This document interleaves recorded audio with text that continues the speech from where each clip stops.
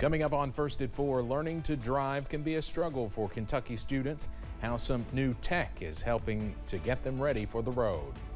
Plus, President Biden will address the nation tonight for the first time since dropping out of the presidential race. What he's expected to say. And a few renegade showers are being picked up on live pinpoint Doppler radar. There is a break in the rain chances, and I'll tell you when in a few minutes.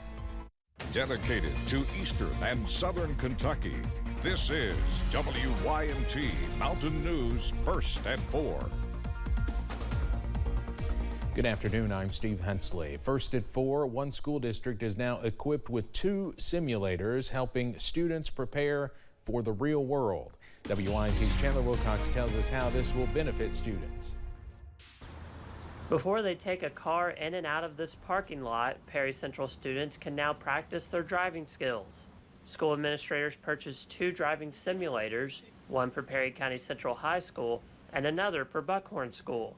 The purchase was made through a grant approved by the Kentucky Department of Education. Samantha Turner, who is the employment specialist for Perry Central's Community Work Transition Program, says driving can be a hurdle for students preparing for life after school. Oftentimes we see that students struggle with just whether it be the courage, just having the guts to get in the car and try it. Regardless of what people think, sometimes kids are wanting to be drove around their whole lives. So with this, we're able to kind of mend that bridge. Students can log the results and also change settings. Turner says the simulator also has settings that can be geared towards students with disabilities. In Perry County, Chandler Wilcox, WYMT Mountain News. Coming up at 6, we'll see the different settings on the simulator and hear more about how it can benefit students. Officials at Alice Lloyd College in Knott County are gearing up to welcome students back to campus soon. On August 20th, classes at the college will begin. Crews are currently wrapping up construction projects on campus, some of which were started as a result of the flood 2 years ago. Inside the buildings, classrooms are getting updated as well. Provost Dr. Charles Marshall says the new technology will add to students' academic experience. All classrooms that we have on campus this year have a brand new computer in the classroom, and that will enhance the technology inside the classroom to match the improvements that we have on the outside. Dr. Marshall added that all incoming students will receive an iPad. He says new technology will allow them to access additional resources that the school provides. We'll have more tonight at 6 about the campus building back from the July 2022 flood.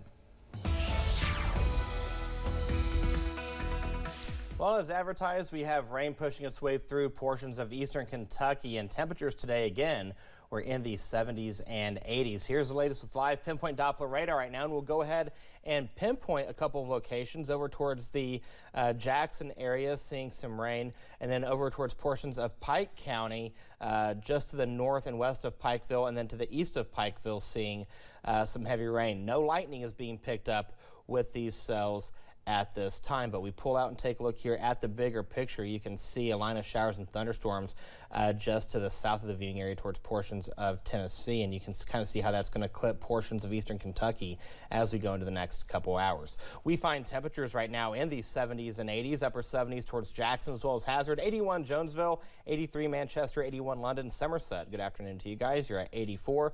Same story in Monticello. Now the next 12 hours keeps temperatures around 77 by 9 p.m. By the time you join us tonight at 11, we'll be around 75, 72 by the 5 o'clock hour. When you wake up in the morning, we'll see temperatures in the 60s and low 70s. Now, there's a break in the rain chance, and we'll talk about that in the First Alert forecast in a few minutes. Steve. All right, Eric, thank you. President Joe Biden will address the nation tonight for the first time since dropping out of the 2024 presidential race and endorsing Vice President Kamala Harris. For more on what to expect tonight, here's WYMT Washington correspondent Ashanti Ford. The president returned to the nation's capital Tuesday after spending several days at home recovering from COVID. Now tonight, he's promised to deliver his reason for dropping out of the race, saying, and I quote, "I will address the nation from the Oval Office on what lies ahead and how I will finish the job for the American people." Pressure from the Democratic Party for President Biden to drop out of the race intensified after his poor performance in the June 27th debate against his then opponent, former President Donald Trump. The president dropped out of the race on Sunday, endorsed VP Kamala Harris, and then virtually attended her first speech as the presumptive Democratic nominee from his headquarters in Wilmington. Now, Harris hit the campaign trail Tuesday in battleground state Wisconsin. Now, President Biden is the first sitting president to not seek re-election since Lyndon B. Johnson back in 1968. Reporting from the nation's capital, I'm Ashanti Ford. And of course, you can see the president's address tonight at 8 here on WYMT. More people across the nation are showing interest in Kentucky Governor Andy Beshear. It comes during speculation he could potentially be Kamala Harris's running mate. Google searches have jumped as people try to find out more about Beshear. He's also made several appearances on national news programs. Now, ABC is reporting the governor has been asked to submit vetting materials for vice president. Others who have reportedly been asked include Arizona Senator Mark Kelly and Governors Josh Shapiro of Pennsylvania and Roy Cooper of North Carolina. The vice presidential pick is unlikely to be finalized by August 7th, which is a tentative date set to gather some states' certified nominees before the Democratic National Convention. A conservative legal group is trying to end protections for gay marriage, and they are doing it in Kentucky. The Liberty Counsel is filing an appeal on behalf of Kim Davis. The former Rowan County clerk made national headlines in 2015 for refusing to issue marriage licenses to same-sex couples. A jury found she violated their constitutional rights. The new appeal makes three arguments. First, that the jury was wrong. Second, that Davis was entitled to a religious accommodation. And third, that the case that made same-sex marriage legal nationwide should be overturned. Kentucky State Police credit TikTok for helping them catch two people with hundreds of pounds of marijuana.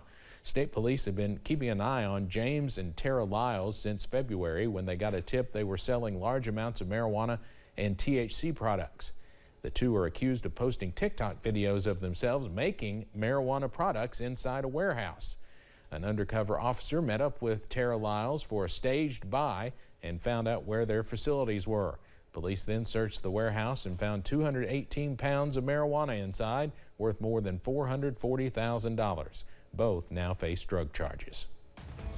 Coming up on First at 4, the Israeli Prime Minister is in Washington today, hoping to bolster U.S. support for the war against Hamas. But some lawmakers are sending a message of their own. And in the world of weather, we're seeing a mixture of sun and clouds and even some rain being picked up on live pinpoint Doppler radar. We'll talk about that coming up in a few minutes. Stay with us.